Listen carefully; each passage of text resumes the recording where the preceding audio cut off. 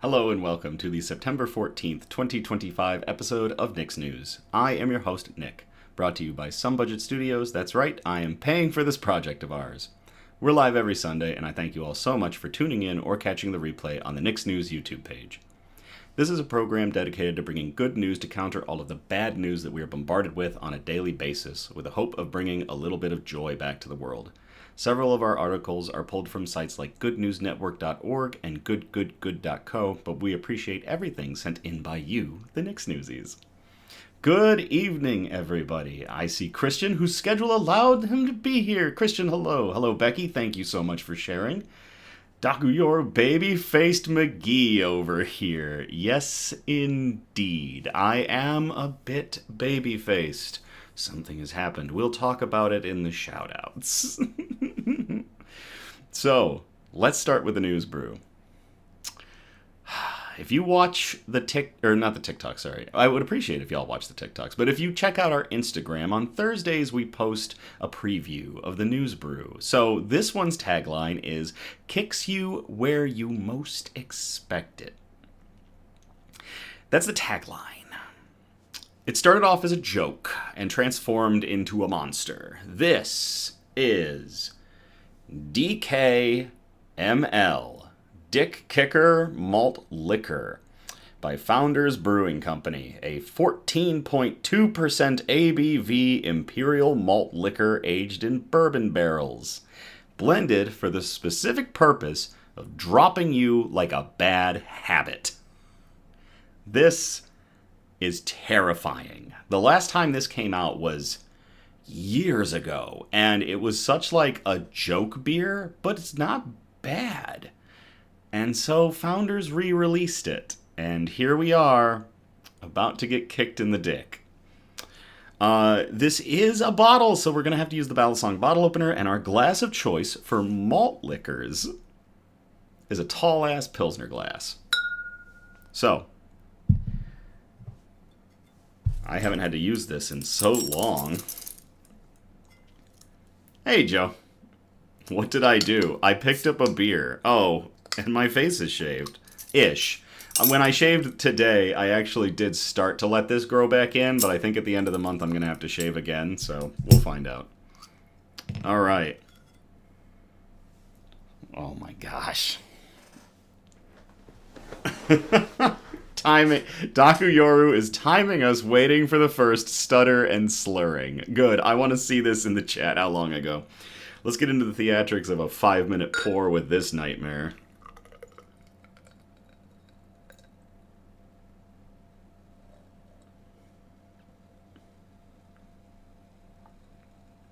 Hey, Julie. Oh my god, you shaved. Yep, I will explain why in a moment.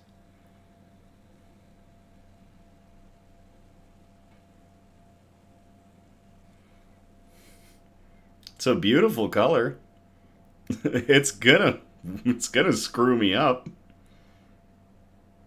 It's light for being bourbon barrel aged. So, bourbon barrel aging is very interesting in terms of the effects it can have on the color of a beer. Sometimes it will have no effect. Sometimes it will darken it slightly, depending on what the beer type is. And it all depends on the barrel, too. What kind of barrel, what kind of wood was being used when the barrel was constructed, how long it was sitting in there, what was in it before. So it's really interesting when you barrel age something, the kind of effects it can have. I've had a couple of barrel-aged IPAs where it completely took that hoppiness, the really piney hoppiness right out of the nose, and it was very interesting, so. There we go. Good to the last malt liquor drop.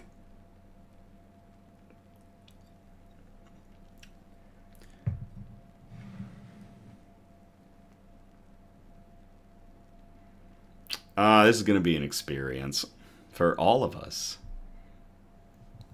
Christian says it is a lovely looking drink. Yes, it is. Gorgeous color from producer Donna.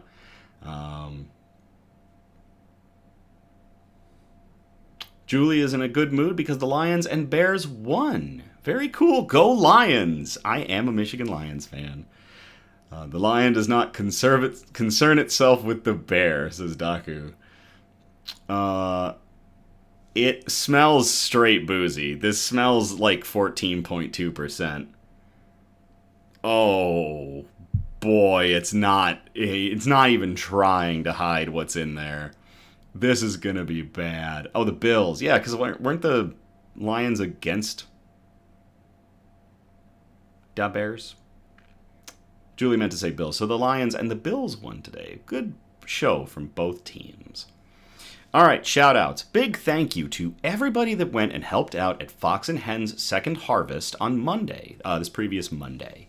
The record-breaking crop of Frontenac grapes will be hitting the tasting room in the future as Red Fox and Robinson Red wines. This week, they also introduced 2 new additions to the tasting room, a sparkling white made from Cayuga grapes and a greatly anticipated Grand Haven Mead. I had the privilege of trying out that mead before it went and got bottled and got distributed. I wanted to call it Danger Zone because it clocked in at over 15% and you couldn't tell. It is fantastic. I have a bottle of it aging downstairs. Fox Hen is located between downtown Grand Haven and Allendale, Michigan. They specialize in small batch wines and ciders that reflect the Lake Michigan climate, and you can check them out Fridays and Saturdays from 1 p.m. to 8 p.m. I will be there this Friday from 5 to 7. So, to everybody involved with Second Harvest and all the Frontenac grapes that were harvested at Fox Hen, cheers. Here we go.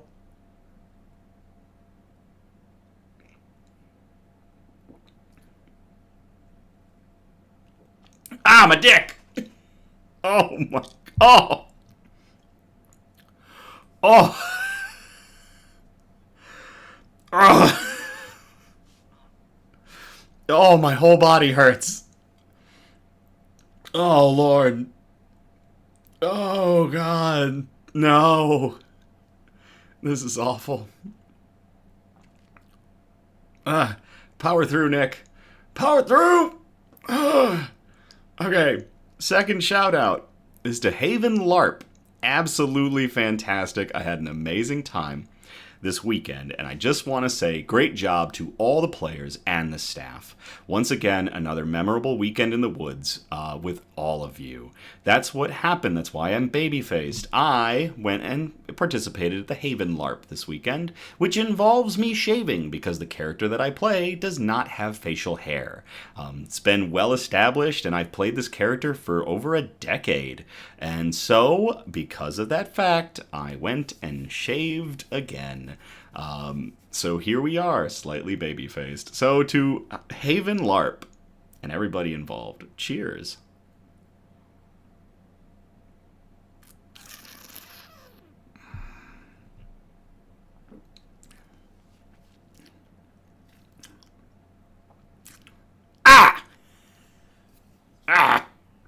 I'm gonna blow the gain on the audio for sure on this. Last shout out, happy birthday to Voyager 1. That's right, no spacecraft has gone farther than NASA's Voyager 1. Launched back in 1977 to do flybys of Jupiter and Saturn, Voyager 1 crossed into interstellar space sometime in August of 2012 and continues to collect data to this day. 48 years in space and still chugging along, and we absolutely love good news about the Voyagers. So, to Voyager 1, going strong 48 years later, cheers.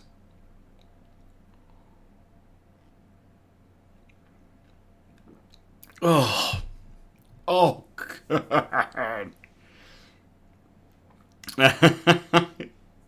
Julie picked out, so my character's name is Danamoth. And, yep, Julie picked out that I was playing Danamoth, and Charlie says he didn't even say the name, and their eyes started twitching.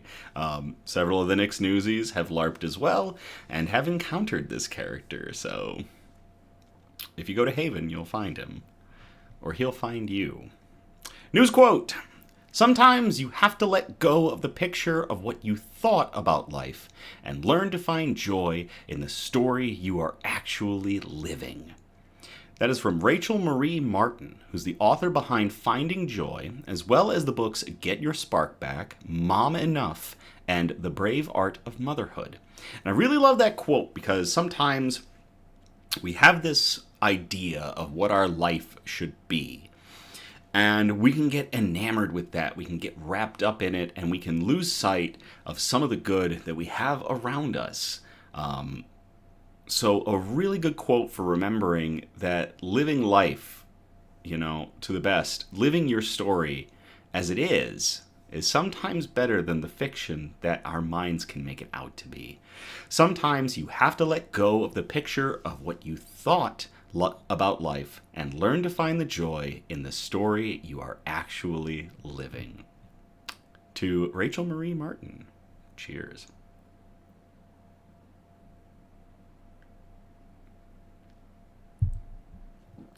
Oh, I'm not going to get used to this. Oh. This is going to be a short, I guarantee it. Bug update.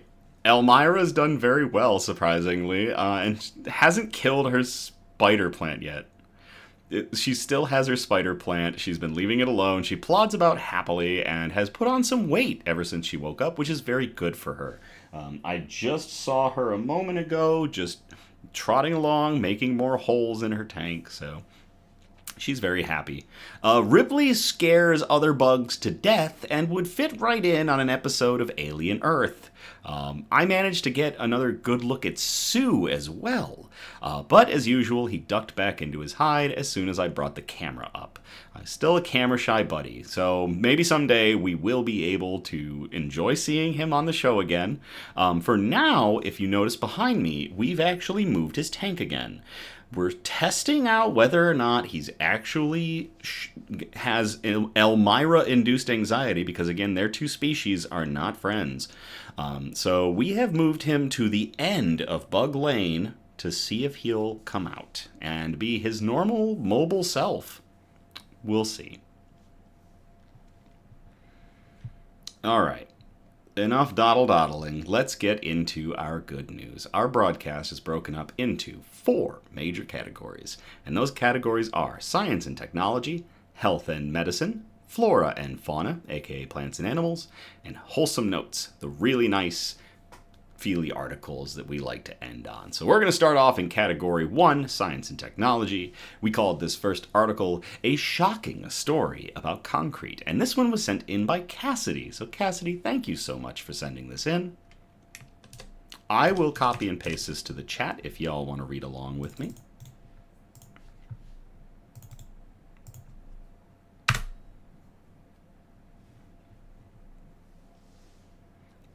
World's first living cement can store electricity and power buildings from within. This was published to Interesting Engineering. It was published on September 10th of 2025 by Amir Kolam. Aarhus University researchers have shown that cement can do more than hold up walls. By embedding living bacteria into the world's most common building material, the team has created a supercapacitor capable of storing electricity. The proof-of-concept material is not only holds energy, but can also recover its performance when fed with nutrients. Lead researcher Ki Lo said they had merged structure with function, creating a material that not only carries weight and stores energy, but can also restore its performance when given nutrients.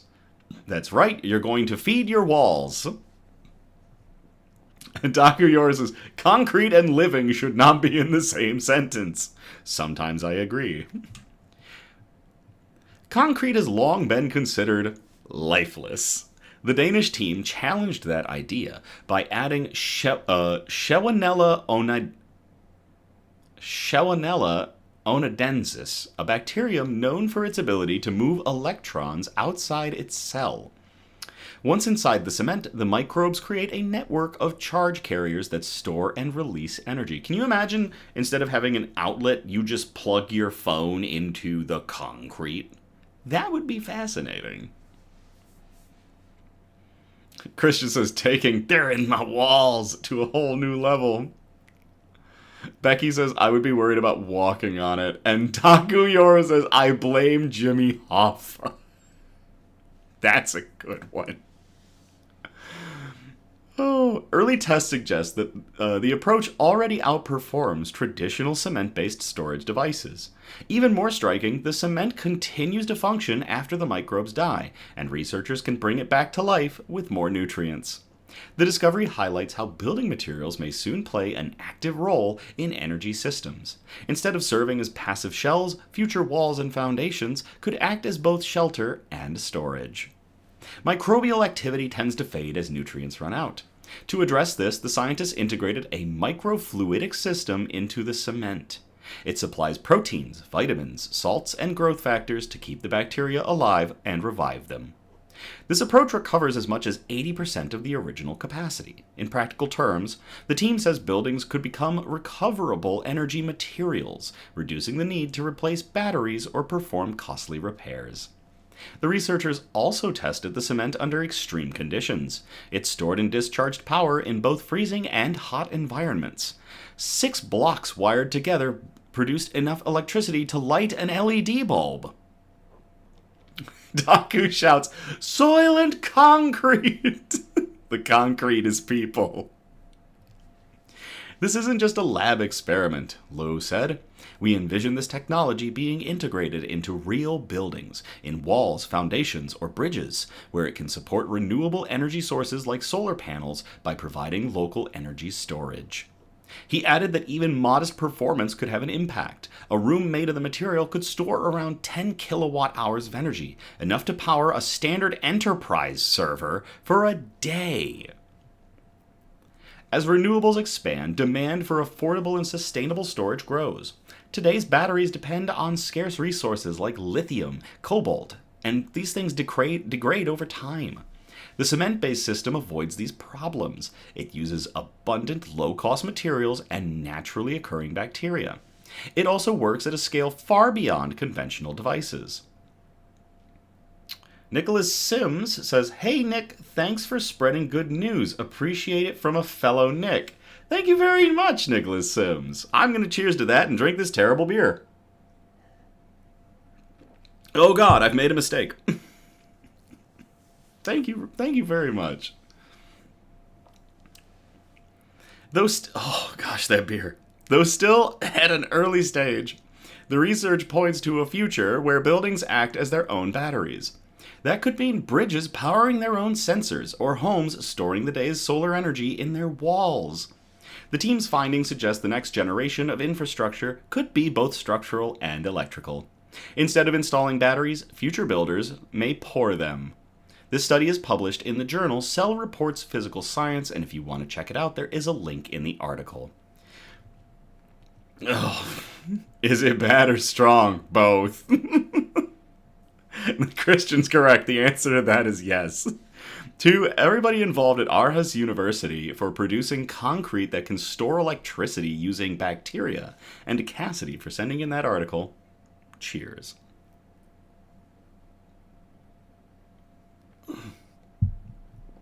Did you see there that I tried to escape the sip? Can you imagine at the end of the episode when I start to finish that, what that's going to feel like? It's not going to feel good. Oh, gosh. Okay. Second article in Science and Technology is Catch a Wave from Low Earth Orbit. I will copy and paste this into the chat if y'all want to read along. Becky asks, this might sound dumb, but what happens when we generate more than we need? Where will it go? Becky, that's not dumb. Theoretically, I mean, it doesn't explain it in the article, but maybe it does in the actual science journal. My thought would be that you would also utilize a battery storage system. If it produces more than it can hold, then you also have a backup battery storage that you would keep charging, utilizing the bacteria's electrical properties.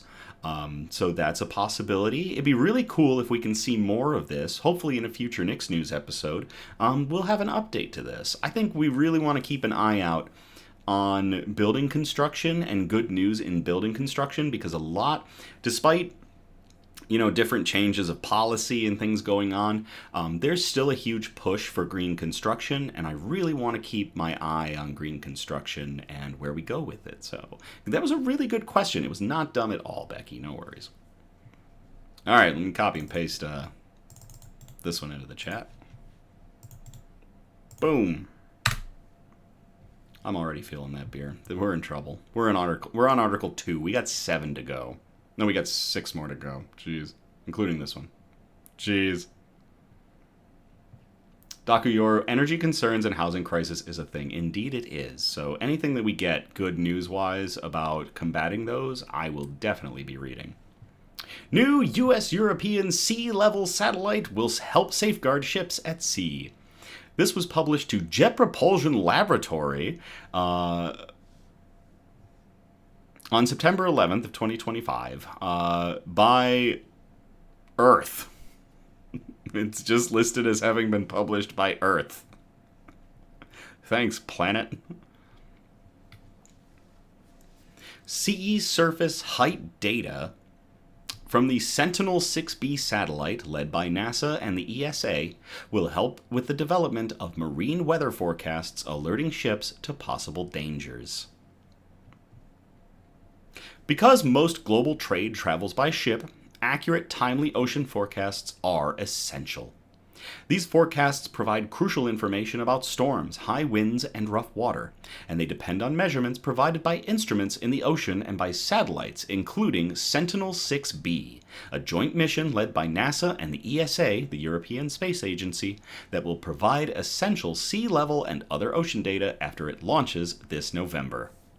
The satellite will eventually take over for its twin, Sentinel-6, Michael Freelick, Sentinel-6 Michael Freelick, which launched in 2020.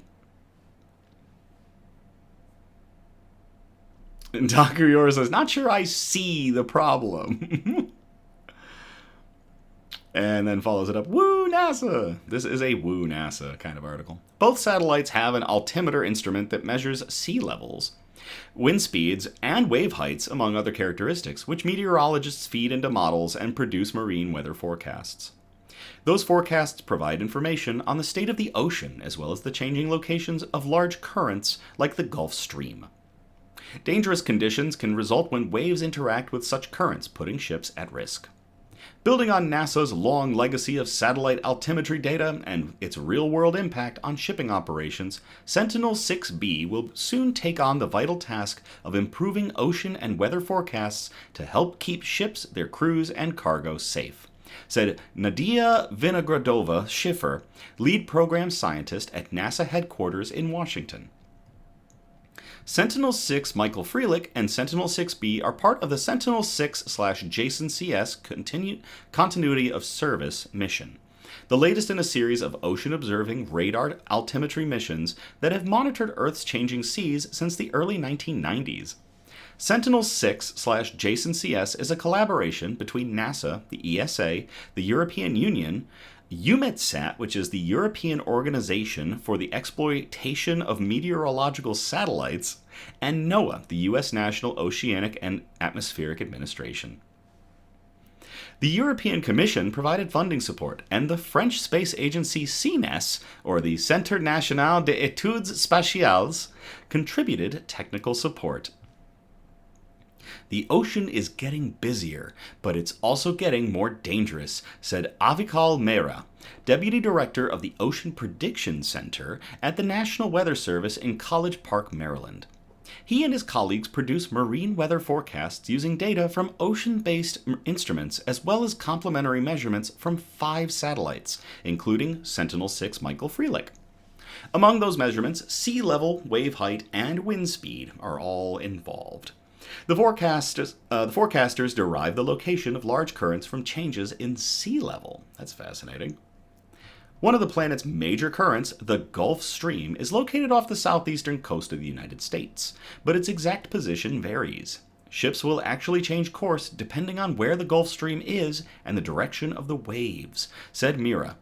There have been instances where, in calm conditions, waves interacting with the Gulf Stream have caused damage or the loss of cargo containers on ships.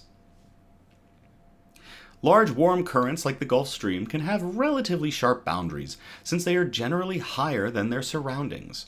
Water expands as it warms, so warm seawater is taller than cooler water. If waves interact with these currents in a certain way, seas can become extremely rough, presenting a hazard to even the largest of ships. Satellite altimeters are the only reliable measurement we have of where these big currents can be, said Deirdre Byrne, sea surface height team lead at NOAA in College Park. There are hundreds of floating sensors scattered about the ocean that could pick up parts of where such currents are located, but these instruments are widely dispersed and limited in the area they measure at any one time. Satellites like Sentinel-6B offer greater spatial coverage, measuring areas that aren't regularly monitored and providing essential information for the forecasters that ships need. Sentinel-6B won't just help marine forecasts or marine weather forecasts through its near real-time data. It will also extend a long-term data set featuring more than 30 years of sea level measurements, just as Sentinel-6 Michael Freelick does today. Since 1992, we have launched a series of satellites that have provided consistent sea level observations from the same orbit in space. This continuity allows each new mission to be calibrated against its predecessors, providing measurements with centimeter-level accuracy that don't drift over time, said Séverine Fournier, Sentinel-6B Deputy Project Scientist at NASA's Jet Propulsion Laboratory in Southern California. This long-running, repeated measurement has turned this dataset into the gold standard sea level measurement from space, a reference against which data from other sea level satellites is checked.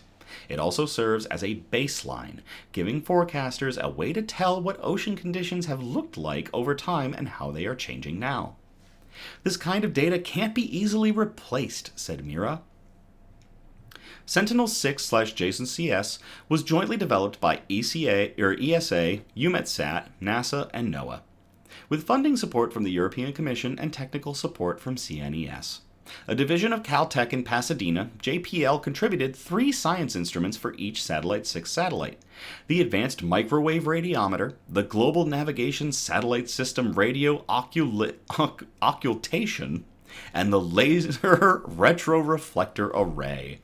NASA is also contributing launch services, ground systems supporting operation of the NASA science instruments, the science data processors for 2 of these instruments, and support for the U.S. members of the International Ocean Surface Topography and Sentinel-6 science teams. For more about Sentinel-6 and the JSON/JSON-CS, you can visit the link in the article. That is really cool to everybody involved with the launch of the Sentinel-6B, which will continue to help with oceanic weather forecasts and especially measuring for dangerous conditions. Cheers.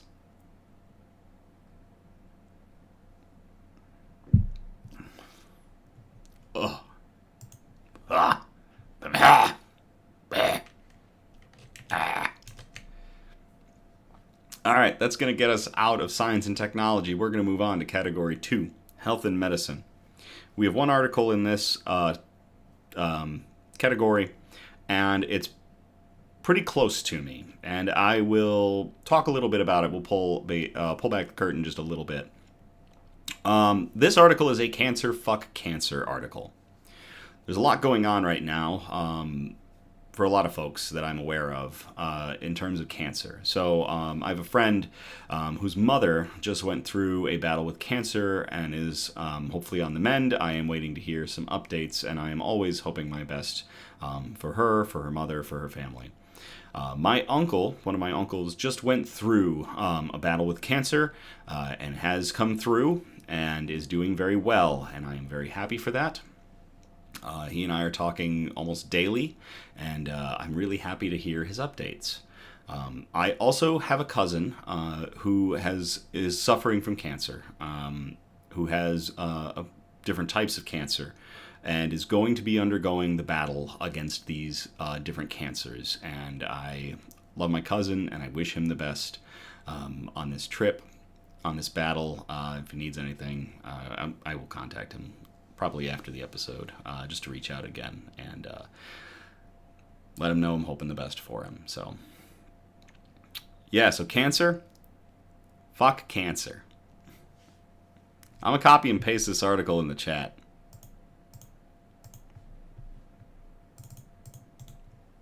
I've lost family members to cancer. I know we've all got our own stuff going on. I know cancer's affected so many of us. I know a bunch of people that have beaten it. And so every single one of those is a success story that I like to hear about. Scientists find a way to stop breast cancer from coming back. This was published to SciTech Daily on September 9th of 2025 by the University of Pennsylvania School of Medicine.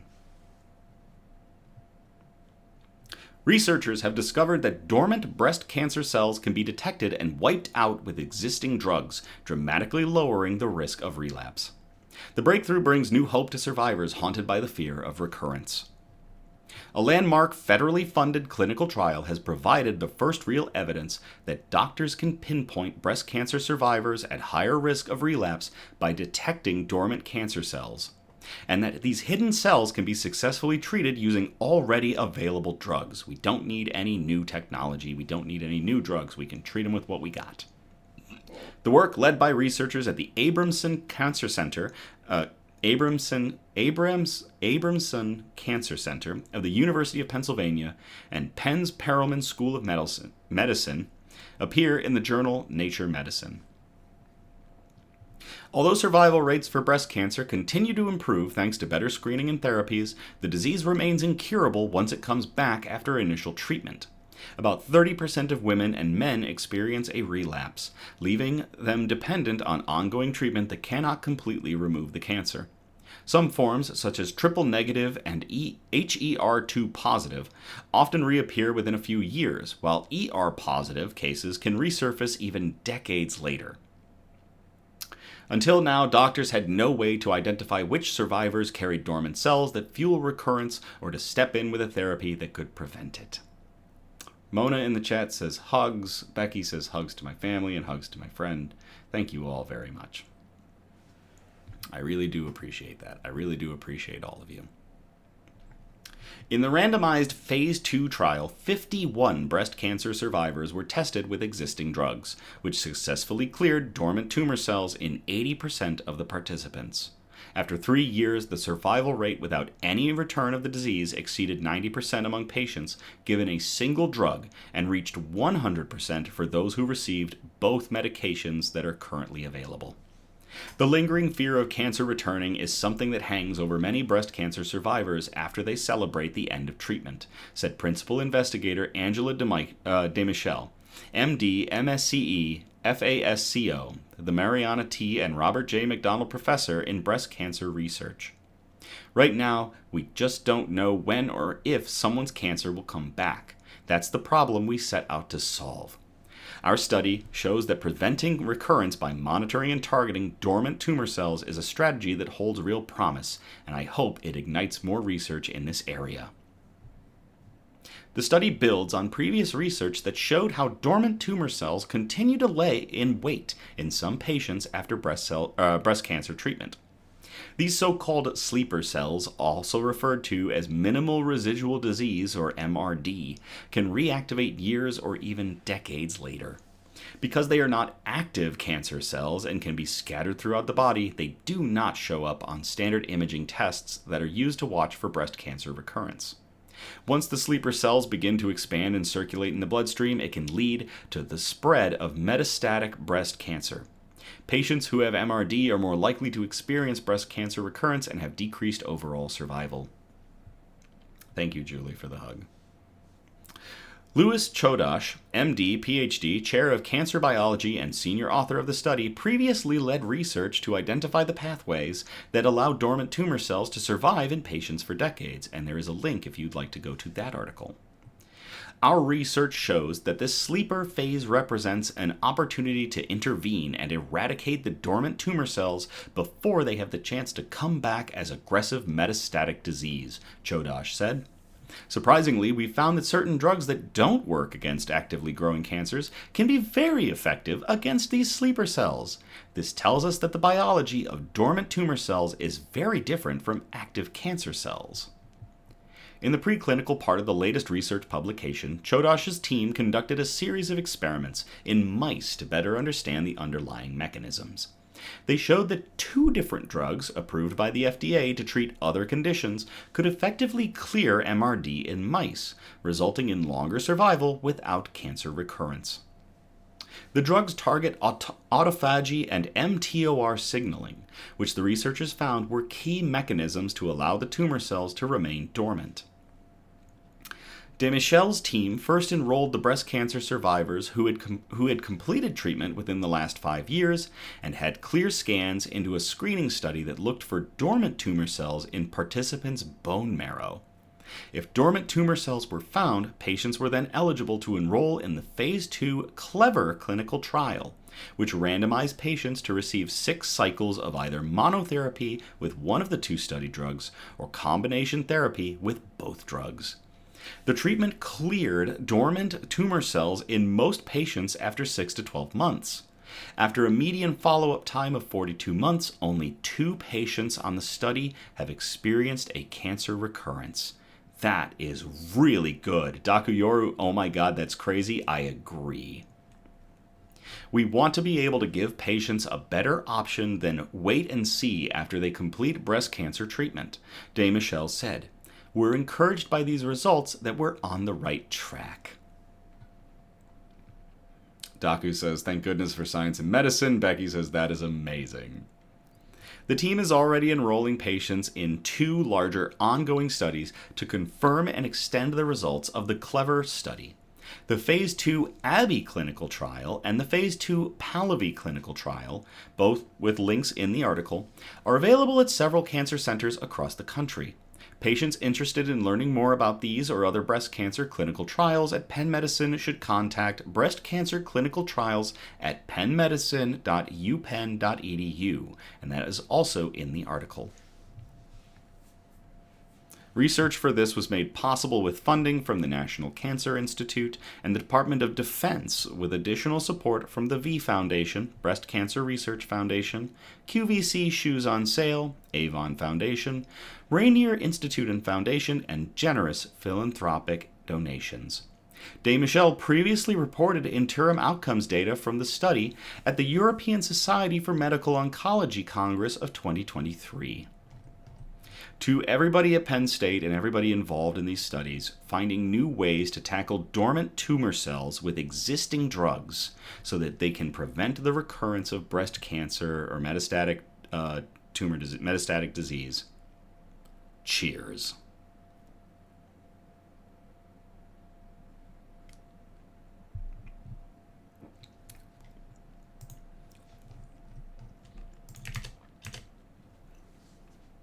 All right, that's going to get us out of health and medicine. We are going to move into category 3, flora and fauna, aka plants and animals. Got 2 articles in here. This first one, butterfly in the sky, twice as many of you can fly. Yeah, I grew up watching Reading Rainbow. I'll copy and paste this into the chat if y'all want to read along.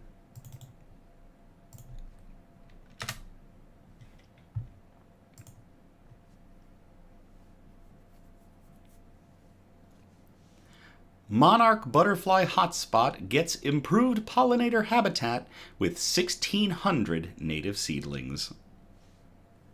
Charlie says, take a look, it's in a book. I don't want to sing too much of it and get copyright struck, so. I will leave that in the chat. So this was published to MLive on September 4th of 2025 by Justine Lofton.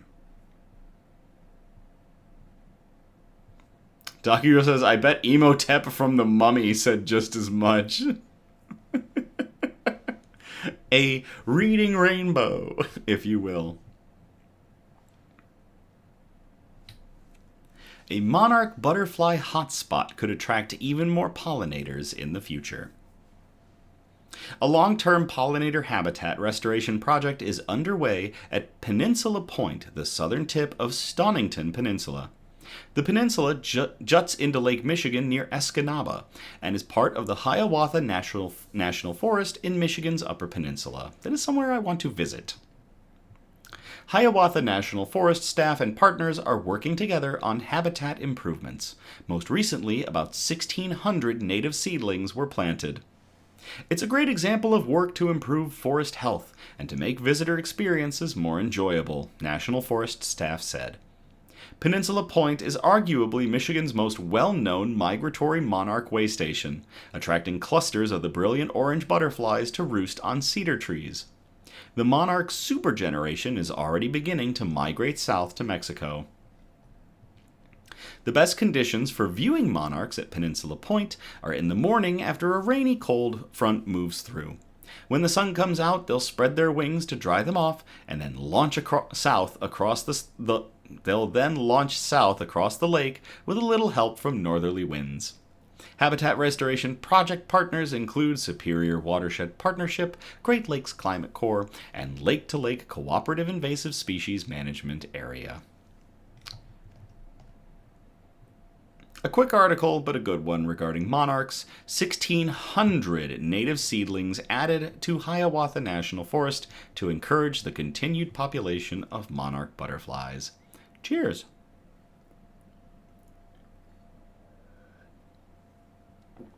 Christian says, I think the DKML is getting to him. Daku backs it up. 40 minutes in and we're fumbling. That just shows you that a 14.2% ABV beer took me 40 minutes of sipping to start to throw me a little. Alright, our other article in Flora and Fauna is a Heckin' Good Boys article. I'm going to copy and paste this into the chat if y'all want to read along. Just saying. Cheers.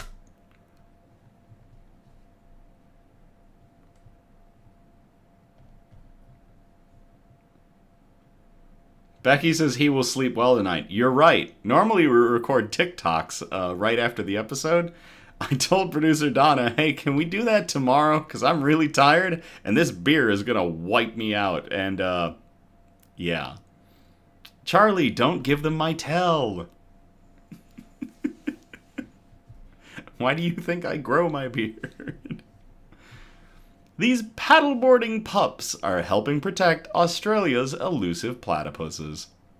This was published to Nice News, and it was published on August 5th of 2025 by Rebecca Brands. You've heard of working dogs, and you've heard of paddleboarding dogs, but what about working paddleboarding dogs? At an animal sanctuary in Victoria, Australia, some impressive pups clock in by hopping on a board. Their mission? Helping conserve the area's vulnerable platypuses. Julie says, who's a heckin' good boy? You are. Charlie says, I don't need to, your face is already doing it. And Dakuyor says, say platypus 3 times fast. Platypus, platypus, platypus. See, I'm a professional. Exceptionally well equipped for such an assignment, the canines use their noses to sniff out the elusive species and their burrowing systems. In doing so, they're aiding scientists in tracking and learning about platypus population and around a creek that flows through Healesville Sanctuary. Perry the platypus. Having dogs search for the duck-billed mammals isn't a new practice at Healesville, but having them do so while waterborne is.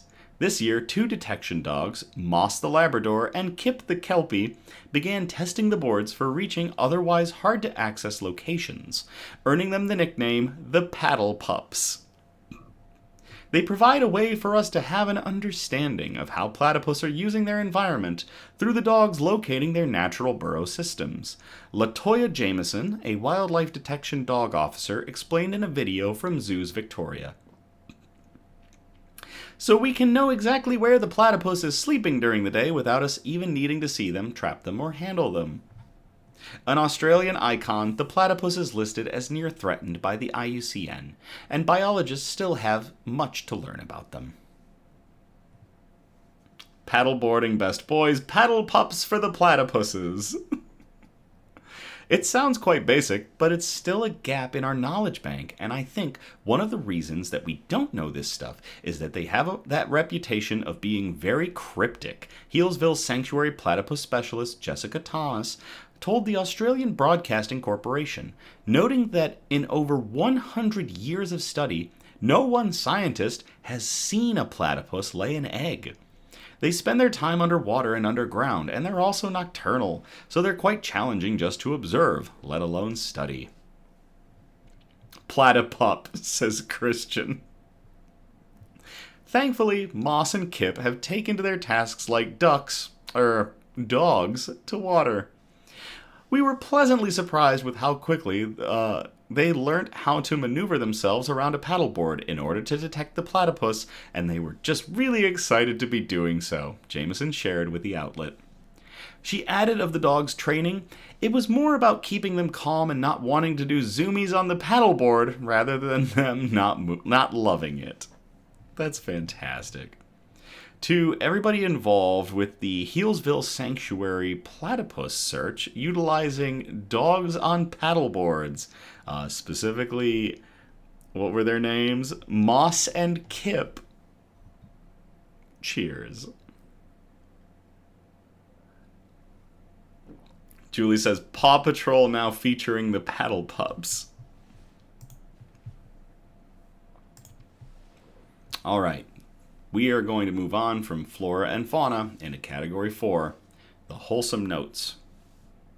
We've got 2 articles in here tonight, and this first one, I want to preface everybody a little bit. A lot of stuff went down last week. Whole lot of stuff, and because of some of the things that went down, other things were seemingly completely missed and were not discussed. We are going to have an article that discusses the Evergreen High School shooting that occurred in Colorado. There were some amazing things that came out of that, and that is what our article is going to focus on. So I wanted to preface that we are going to talk about the school shooting that occurred in Colorado, but we are going to talk about the good things that happened during it. The article is a Not All Heroes Wear Capes article, so we're going to talk about some of the heroes involved in this story. I will copy and paste this into the chat for y'all to read along. We're really hitting on deep stuff tonight on this episode. I might just, usually when I re-upload these, so I can put them in the playlists, and when they get a little bit more editing work done to them, I usually name the videos off of an article title, but I really might just call it, we're going deep on this, because we've talked about some deep stuff tonight. A neighbor sheltered 18 students fleeing Colorado school shooting in his home. He's a retired teacher. This was published to goodgoodgood.co on September 11th of 2025 by Cameron Baker.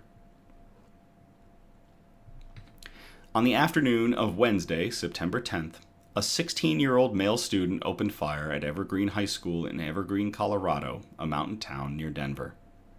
The individual shot 2 other students as well as himself, and he later died from a self-inflicted gunshot wound.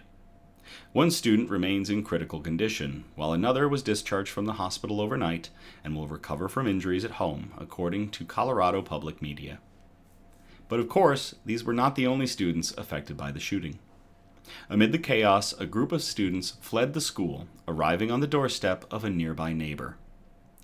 Don Segan, who lives about 300 yards from Evergreen High School, said he was just finishing up lunch when he heard pounding at his door.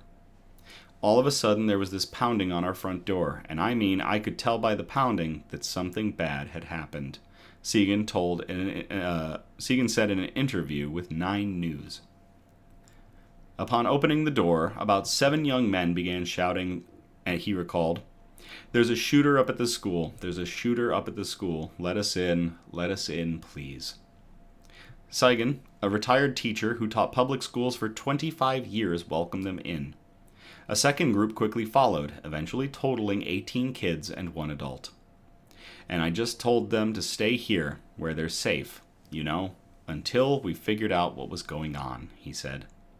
Shortly after, he said they heard sirens up the road. In addition to, I believe it's Segan, I will have to double check this, and if I'm getting it wrong, I apologize. In addition to Segan's history as a teacher, his wife is a retired nurse.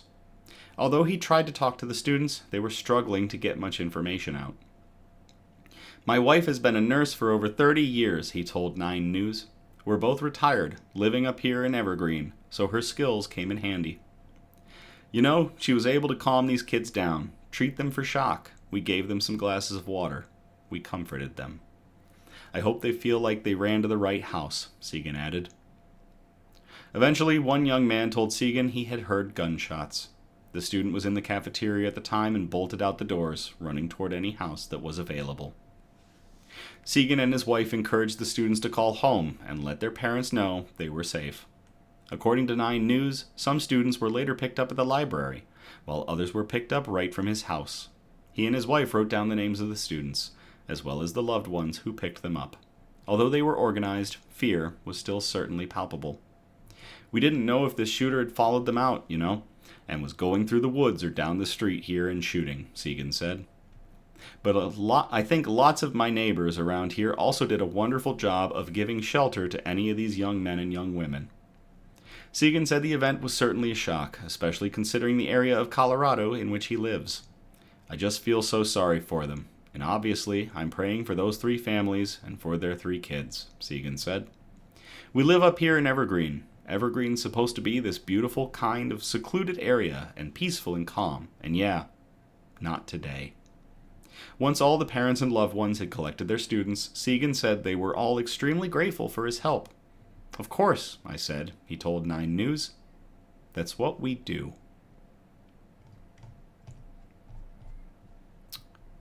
To Don Segan and his wife, a retired teacher and a nurse who took in 18 students during the Evergreen High School shooting in Colorado. Not all heroes wear capes. Cheers.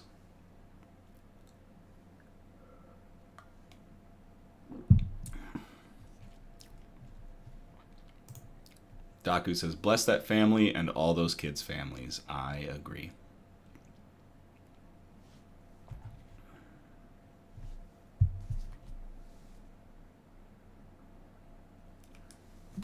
All right, we got our last article of the night. We called it, You're Never Too Old to Care. I will copy and paste this into the chat for y'all to read along.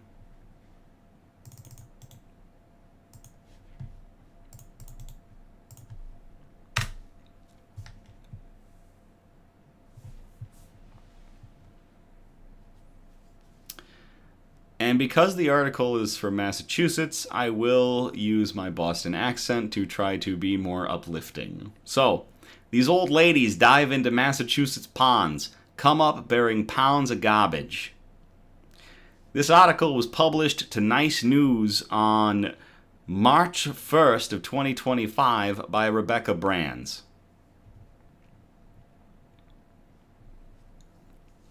There are nearly 900 freshwater ponds across Cape Cod, Massachusetts, and if you visit one on any given day, you may be able to spot a crew of mostly silver-haired women donning wetsuits, diving in and emerging, trash in hand. Boston. These are the old ladies against underwater garbage, and they're on a mission to preserve the peninsula's aquatic ecosystems. They're like the last fragments of undisturbed natural beauty, founder Susan Bauer told Nice News. Bauer, who's 85, has been swimming in ponds for the better part of 2 decades. She just finished writing a book about how her underwater experiences changed the way she relates to the world, and started trash scouring during her excursions more recently. Clam chowder. Bada bing, bada boom, Cape Cod. It happened by accident, the retired psychologist said, explaining that she and the group's first members began diving for garbage around 2018, then expanded their efforts during the pandemic, when the only options for socializing were outdoor gatherings. And when I realized that it wasn't about the garbage, it's about that we have discovered a way of repairing the planet, not based on guilt, not based on common sense, not based on fear, but based on joy, I thought, hell, we've got something terrific. The organization, now 30 strong with waiting lists that go on forever, only about 12 swimmers can be safely managed at one time, comprises women ages 64 and older. Each year they scout out around 20 ponds, floating over the water and peering beneath the surface so they're set for their diving season, which is typically May through early October.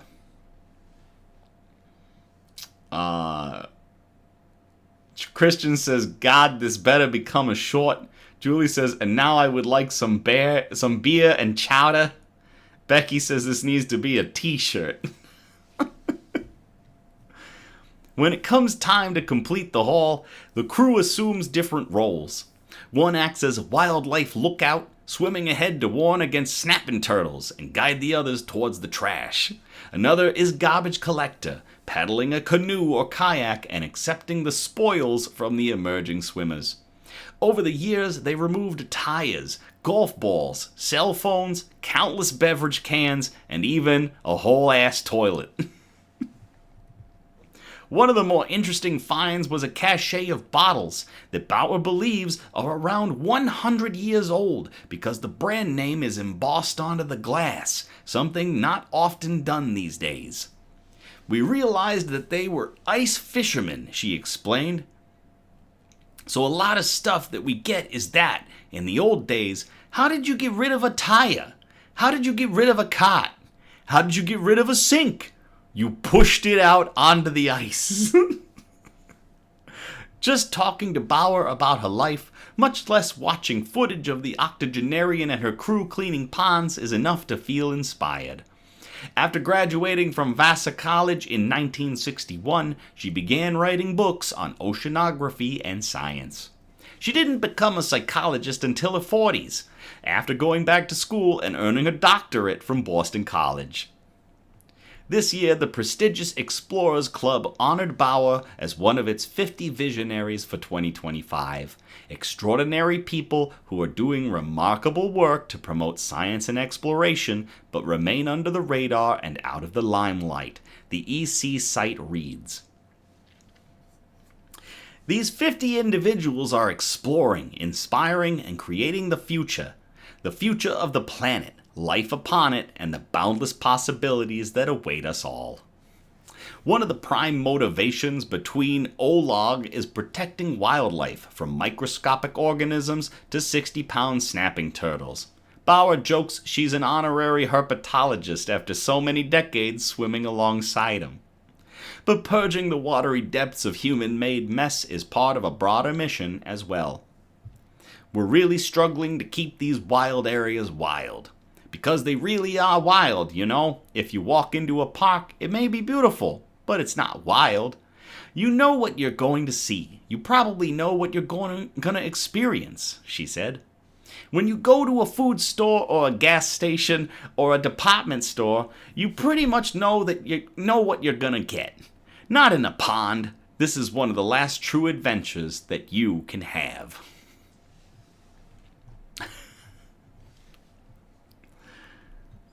Hey, I'm wild in here. To the old ladies. The old ladies against underwater garbage. 64 years old and up.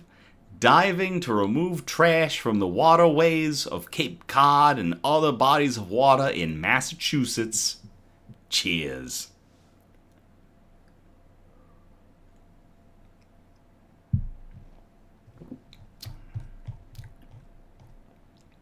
Was there some engineering in there? I didn't see. I might have missed the word. The DKML is getting to me. I'm going to drop the accent now. Oh, you're going to chug the rest before the end? I will begin to drink as I hit the... go through the motions of the outro. So, I am not a quitter. I am just dealing with, limited sleep and a massive beer. All right. I thank you all again so much for tuning in or catching the replay on the Knicks News YouTube page. Again, we're live every Sunday, and our next episode will be on September 21st of 2025. September 21st of 2025. I encourage participation. We all encourage participation. So if you feel inclined, by all means, you can post suggestions for news brews, shout-outs, news quotes, and of course, good news articles that we can present on future episodes. If you want to get a hold of us, you can contact us on Instagram, Facebook, email us at somebudgetstudios@gmail.com. If you send in a bunch of articles, please try to spread them out across our 4 categories, which again are science and tech, health and medicine, flora and fauna, and wholesome notes, the really nice articles that we like to end on. Feel free to like, subscribe, or comment on our content on Facebook, Instagram, YouTube, and TikTok. That's right, we are on TikTok as well, to get good news and joy out into the algorithms. If you are hawking SEO improvements, do not contact us. We're not interested. Everything that y'all have done continues to grow Nick's News. We continue to see growth, and I can't thank you all enough for everything that you do. Really, y'all are the heart and soul of Nick's News, continuing to spread this good news out into the algorithm so we can combat all this bad news that we get on a daily basis. Really, thank you all again. I love you. Have a great night, and I will play us out.